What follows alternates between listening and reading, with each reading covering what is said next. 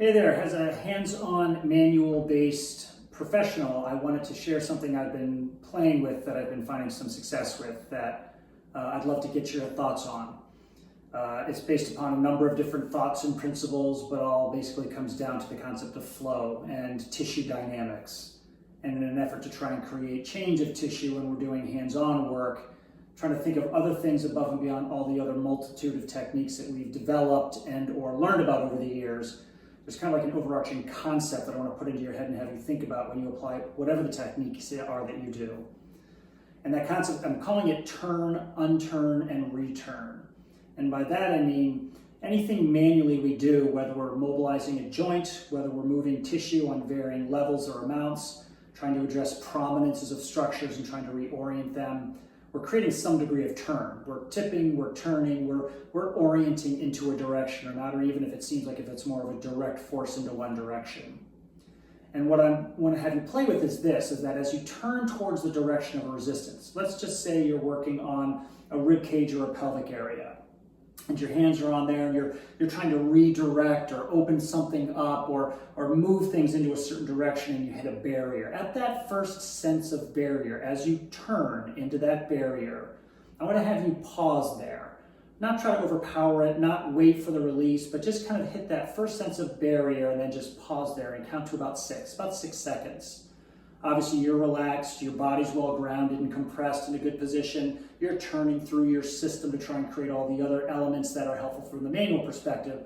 But then after about 6 seconds, I want to have you unturn it. So basically kind of like turning back in the opposite direction, just a little bit. That unturn in my mind has created a change in the dynamics, that you moved something into a direction where you created tissue and flow of fluids into that direction.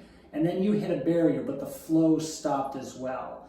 And then as you unturn it a little bit, you create almost kind of like a still point, like the ability of the fluids and the structures to then be able to move subtly towards the direction that you originally turned towards, and then allow that to be able to gain access to that next ability to create more opportunity to move into that direction. So you unturn for about 6 seconds. You're not backing off hard, you're just unturning a little bit for about 6 seconds. Again, good airflow through you, good positioning and orientation.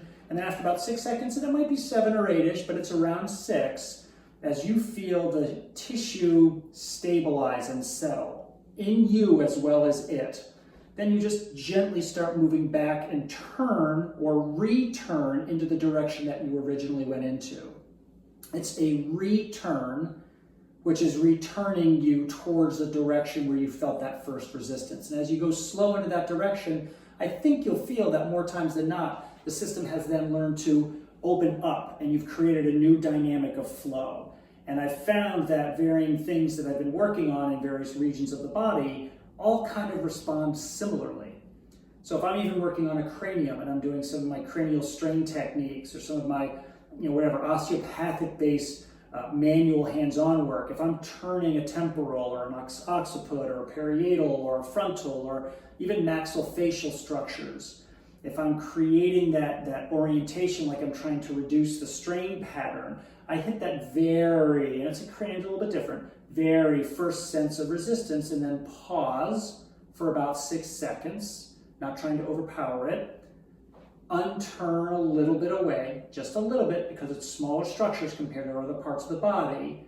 And then after about 6-ish seconds or so, as I return back in towards the direction of the resistance and or strain pattern, I find that helps to open things up and allow that flow to take place a little bit more effectively. Sutherland's model compared to some of the cranial manual techniques that he did, allowing the tide to be able to move into that direction. The changing of the flow and orientation in my mind, superficially of, yes, superficial structures, but because we're affecting sutural influence and then therefore the meninges underneath, and frankly, even the falx and the tentorium cerebelli, that creates that opportunity for all the flow to be able to redirect.